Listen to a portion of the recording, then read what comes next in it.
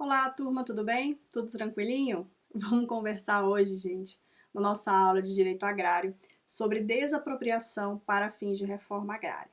Então, nós vimos que o Estado, então, ele tem o dever constitucional, né, de realizar a regularização fundiária do país. O que é isso, né?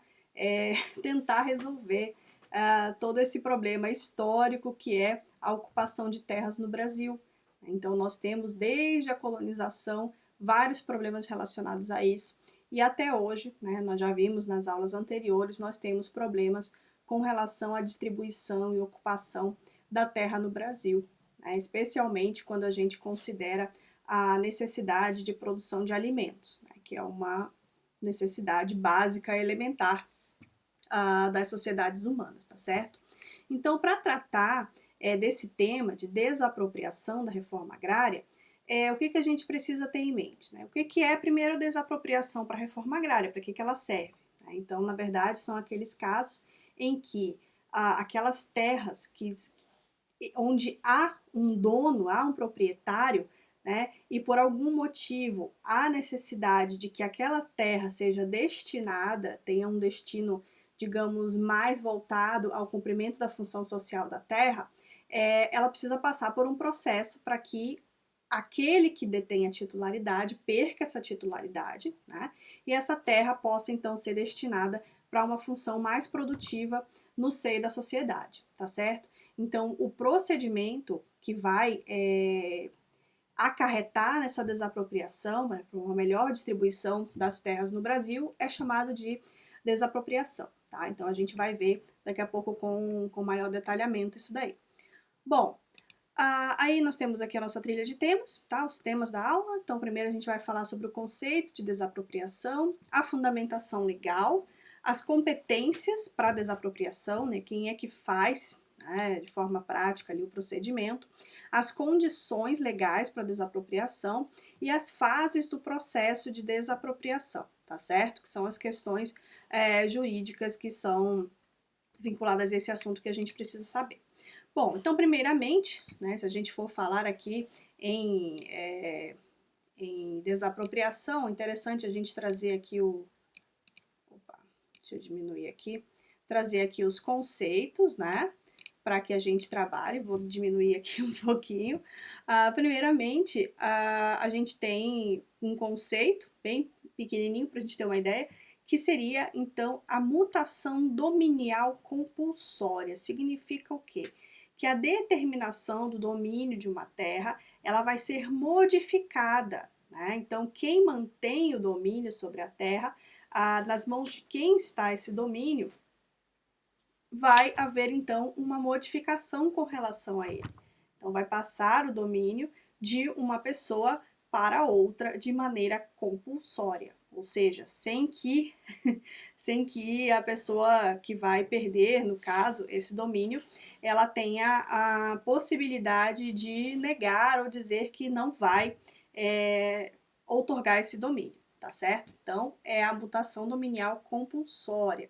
Daí nós temos também, no nosso livro base, que nós usamos, né, do Cassetari, que ele vai dizer que, a regra é o exercício pleno da propriedade, porém, o cumprimento da função social e a prevalência do interesse público o condicionam. Então, nós já vimos na aula de função social da propriedade que a propriedade ela não é absoluta, ela precisa estar voltada para o seu cumprimento, ela precisa cumprir a sua função social, tá certo? Então, a regra é o exercício pleno da propriedade quando é cumprido a função social, quando é cumprida. Agora, quando ela não é cumprida, nós temos então a exceção, que é a necessidade de que prevaleça o interesse público, que vai condicionar essa propriedade, tá certo?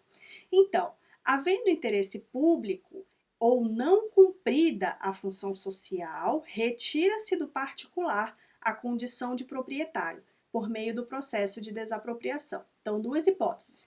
Então, a primeira hipótese, no interesse público, né? Então, no interesse público se leva em consideração o interesse do Estado, da administração pública, de desapropriar aquela terra, né, para destinar à reforma agrária sem que o dono desta terra nada tenha feito, ok? Agora, quando não cumpre a função social, aí nós temos então uma participação do dono dessa terra, de quem exerce o domínio dessa terra, de não cumprimento da função social, ok? E aí, portanto, essa pessoa vai ser submetida ao processo de desapropriação. Então vamos lá. Passada essa questão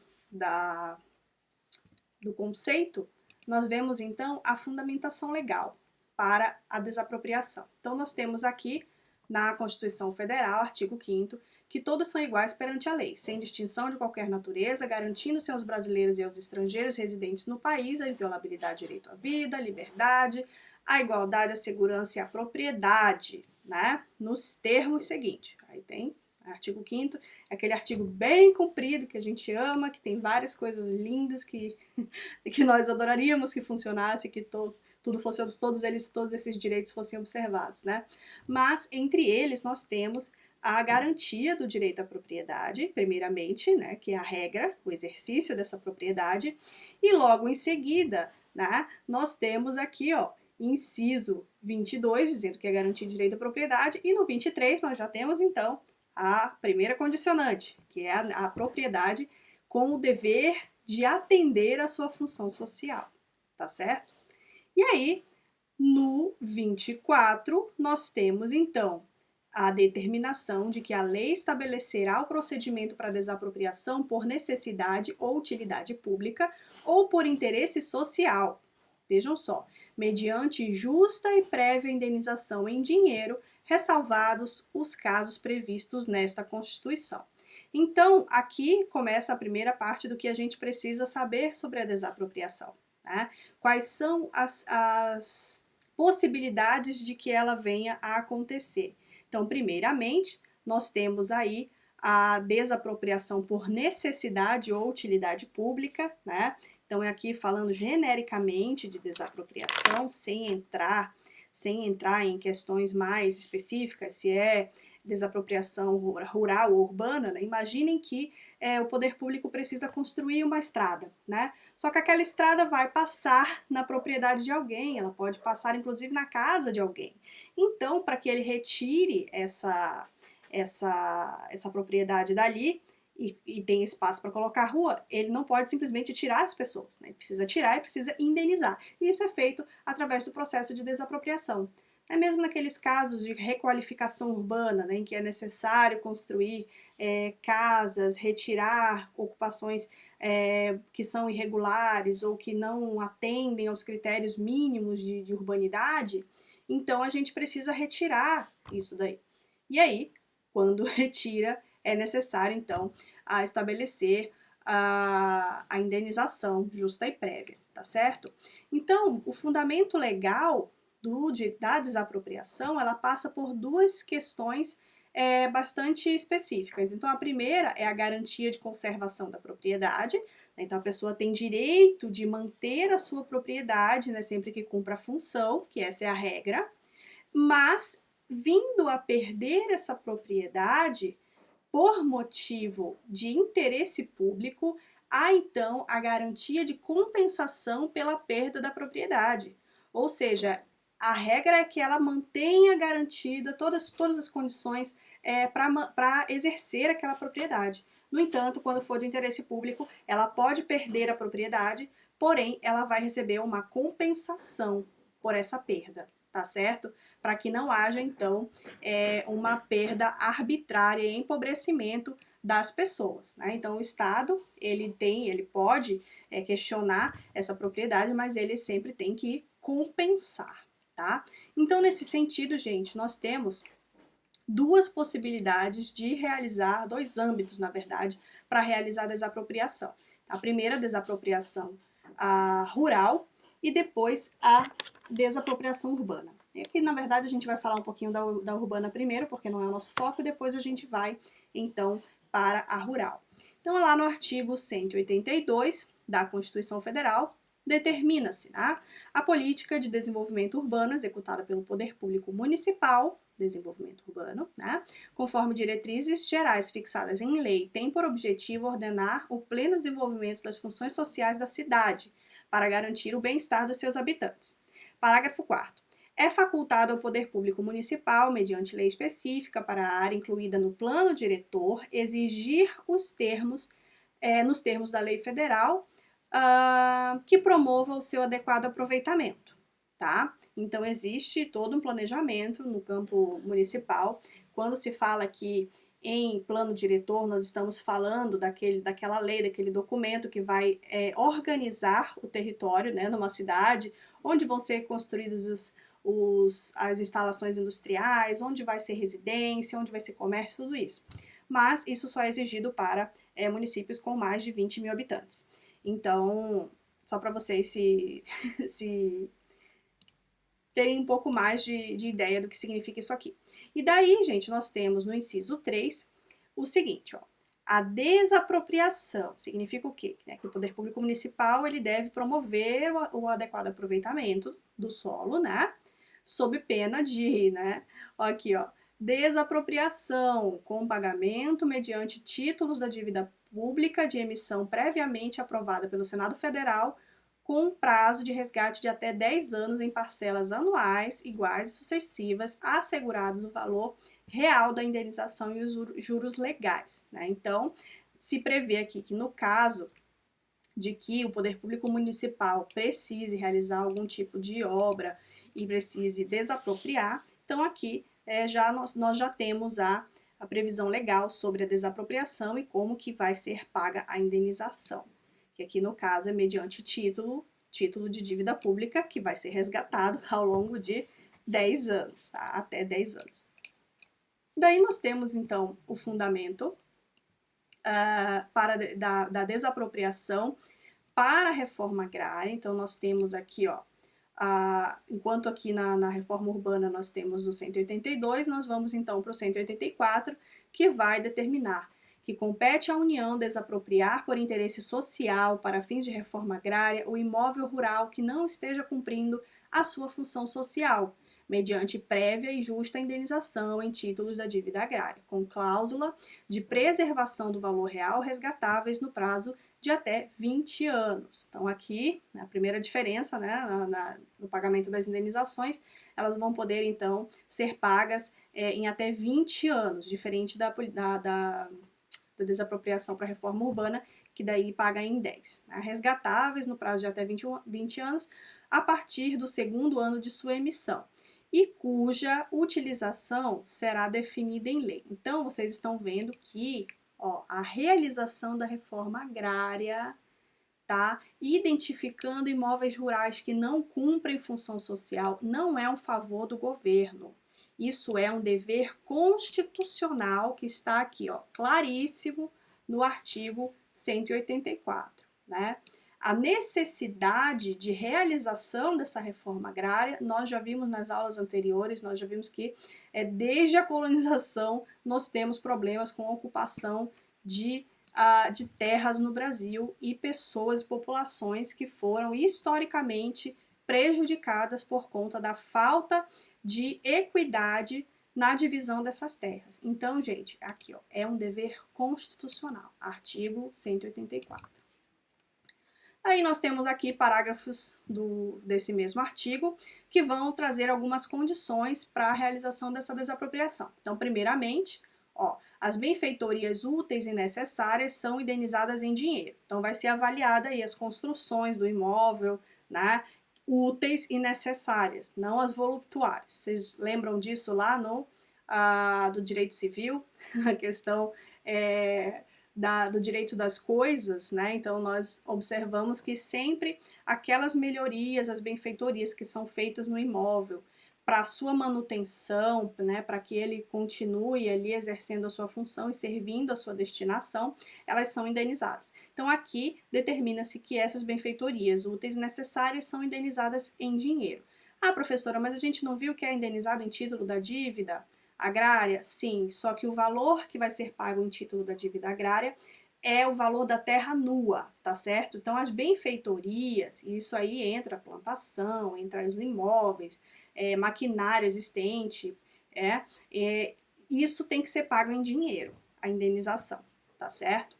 Aí nós temos aqui no parágrafo 2º, o decreto que declarar o imóvel como de interesse social para fins de reforma agrária, autoriza a União a propor ação de desapropriação. Então, primeiro se declara o imóvel como de interesse social através de um decreto, estão vendo? Aqui já começa a se desenhar a parte processual. E depois se propõe a ação de desapropriação, né, proposta aí pela União, ok? Aí nós temos no parágrafo 3º, cabe à lei complementar estabelecer procedimento contraditório especial de rito sumário para o processo judicial de desapropriação. Então nós temos aí as normas também que vão estabelecer como deverá ser realizado esse procedimento contraditório, tá certo? Por parte daqueles que interessar a manutenção do domínio com relação à terra, tá certo? Então, daí nós temos também, parágrafo 4º, o orçamento fixará anualmente o volume total de títulos da dívida agrária, assim como o montante de recursos para atender ao programa de reforma agrária no exercício. Então, é uma questão mais orçamentária de como vão ser pagos esses títulos da dívida agrária, isso vai ser fixado anualmente pelo governo federal, tá certo? E aí, parágrafo 5º, são isentos de impostos federais, estaduais e municipais, isentas, as operações de transferência de imóveis desapropriados para fins de reforma agrária. Então, mais um detalhe importante para a gente observar que essas operações, então, elas sobre elas não vai incidir aqueles tributos relacionados à mudança de propriedade, tá certo? Daí nós temos também outra possibilidade de desapropriação através do confisco de terras com plantações de entorpecentes, né?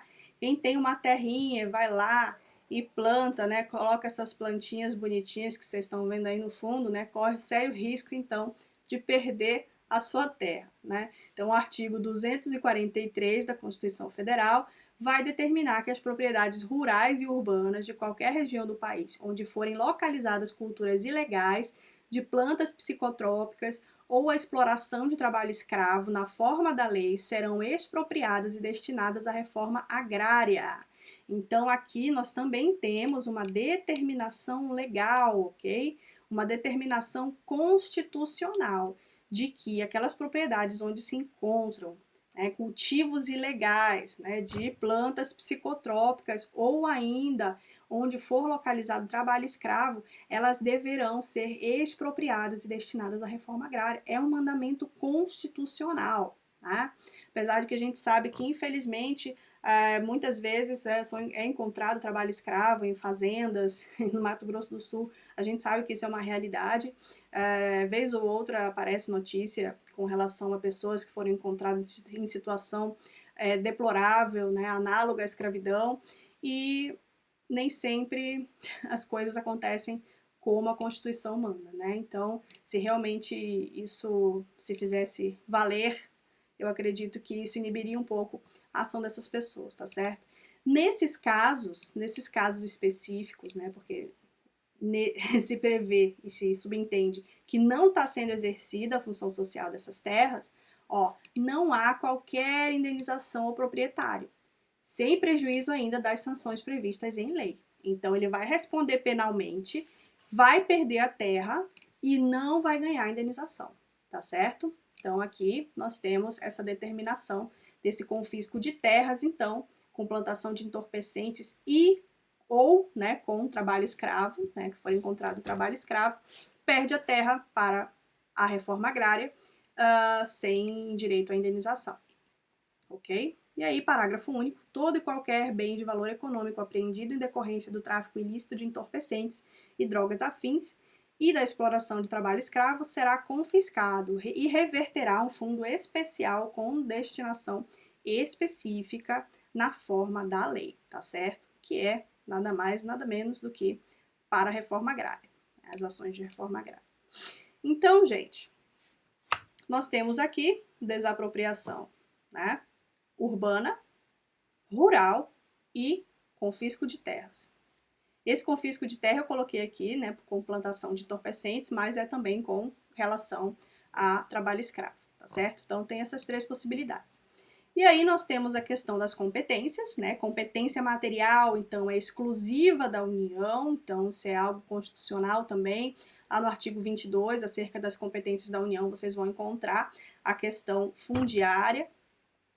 Daí nós temos a competência administrativa, né? Nós temos o INCRA, que é o Instituto Nacional de Colonização e Reforma Agrária, que é a autarquia federal, que lida com as questões de reforma agrária, de colonização e etc. E a competência jurisdicional, que é onde serão processadas e julgadas as ações relativas à desapropriação, então, exercida pela Justiça Federal, tá certo? Nós temos, então, esses três âmbitos de competência aí. Então, nós temos aqui algumas condições para desapropriação, tá? Então, são exceções à garantia de indenização prévia e em dinheiro.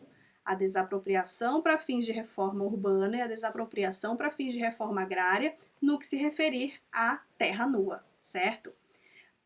Nesses casos, então, paga-se, no caso nosso específico da reforma agrária, paga-se a indenização em títulos de dívida pública, porém títulos específicos da dívida agrária, tá? Lá na urbana, são, no caso, títulos da dívida pública sem essa especificação, ok? Daí nós temos também, ó, as benfeitorias úteis e necessárias sendo indenizadas em dinheiro, né, já comentei, mas repiso aqui, e os títulos da dívida agrária podendo ser resgatáveis a partir do segundo ano da sua emissão em percentuais conforme for definido em lei, e isso é definido anualmente, né, quanto que vai ser pago para não comprometer o orçamento da União, dependendo do tamanho da propriedade em módulos fiscais, tá? Então, os valores, né, conforme aumentam os valores, maior o prazo para pagamento que a União vai ter, tá certo? Daí nós temos, então, aqui ó, as fases do processo de desapropriação que vocês podem encontrar, então, lá na Lei Complementar 76 de 93, que é a Lei Processual da Reforma Agrária, e na Lei 8.000, opa, faltou um pedaço da lei aqui, 200 e alguma coisa, que é a Lei Material da Reforma Agrária, tá certo? Então, todo esse procedimento vocês vão encontrar nessas duas leis. Aí, em primeiro lugar, né, nós temos a vistoria prévia, que é um procedimento administrativo onde se vai verificar o cumprimento da função social, de se avaliar, para se avaliar o imóvel também, ver o que vai precisar ser indenizado, como que vai ser, quanto que vale a terra. Se necessário, utiliza-se força policial mediante autorização judicial, né, caso o detentor da terra se oponha, mas é um direito, né, que essa vistoria seja feita. É utilizado também, a lei prevê a utilização de fotografia por satélite para verificar a ocupação e uso da terra ano a ano, porque isso ajuda também a definir a questão do cumprimento da função social, né? Verificar se tem plantio, se tem uso da terra, se é respeitada a legislação ambiental, tudo isso, né? E também GPS, né? Para fins de verificação de informações sobre essa propriedade. Daí, numa segunda fase, nós temos, então, a fase do decreto expropriatório. Então, é feito esse decreto, onde, na desapropriação para fins de reforma agrária, o responsável pela expedição do decreto é o presidente da República, certo? Depois que ele, então, publica esse decreto, a desapropriação deve se concretizar no prazo de 2 anos, senão há decadência e perde-se a possibilidade de realizar essa desapropriação, tá certo, pessoal? Mas é tudo um processo e geralmente são processos bem longos, né? Porque acaba virando uma batalha judicial quando não é do interesse do detentor da terra de entregar essa terra para a reforma agrária, né? Agora tem casos que a pessoa tem interesse e apenas negocia o valor da indenização. Daí nós temos também, né, logo em seguida, a expedição do decreto, o ajuizamento da ação judicial, né, onde a legitimidade ativa é do INCRA, então da Procuradoria do INCRA. Então o INCRA vai exercer essa ação judicial. Minha filha está ali fora. Gracinha. Vamos lá. Legitimidade passiva, então, é do proprietário do imóvel rural, que vai perder a propriedade, né, que vai ser indenizado, etc. Rito sumário, competência da Justiça Federal, no artigo 109, inciso 1 da Constituição Federal. A natureza jurídica da ação é constitutiva e o valor da causa vai ser o valor da indenização ofertada, né? E aí vai ser determinado e detalhado em títulos da dívida agrária para terra nua e em dinheiro referente às benfeitorias, ok? E essa ação judicial deve, então, conter a descrição minuciosa do imóvel, né? Exatamente toda a localização, as informações geográficas, as benfeitorias, né? Tudo, todas as informações, inclusive aquelas com respeito ao cumprimento da função social, devem estar aí também, ok? Daí, nessa ação judicial, quais são os documentos necessários? Olha só, um monte de coisa. Decreto de declaratório de interesse social, certidões atualizadas de domínio e ônus real, documento cadastral do imóvel, laudo de vistoria e avaliação administrativa, comprovante de lançamentos de título da dívida agrária, depósito em banco oficial do valor para pagamento das benfeitorias, né? O que mais que nós temos aqui, ó? Depois de dar, então, né, de fornecer todos esses documentos ali na ação judicial, nós vamos ter a possibilidade, né, de que o juiz determine a liminar aí de emissão na posse provisória para o INCRA. Então, ele vai fazer essa emissão provisória na posse do INCRA. Vai haver a verificação se o motivo da desapropriação é legítimo ou não, né? Então, vai se verificar a questão do não cumprimento da função social, do interesse público que fundamenta aquela desapropriação, se é realmente isso, né? Aí nós temos a fase de contestação, em que o detentor da terra ele vai poder questionar os valores, ou ele vai poder se opor aí, apresentar os argumentos dele. Depois nós temos a produção de provas periciais, certo? Nós vamos ter também o acordo e homologação, né? Então aí vai entrar aquela fase de negociação a respeito das indenizações, audiência e sentença, tá certo? Então, basicamente, esse é um resumão das fases do processo de desapropriação, tá certo, pessoal? Então, a aula de hoje fica por aqui. Eu gostaria que vocês anotassem as suas dúvidas, porque eu vou contar com a participação de uma outra pessoa do INCRA também, que já exerceu cargos lá no INCRA do Paraná, que é o professor Raul Bergold, e ele topou responder via podcast alguns questionamentos que os alunos possam fazer. Então, é uma boa oportunidade também de vocês estarem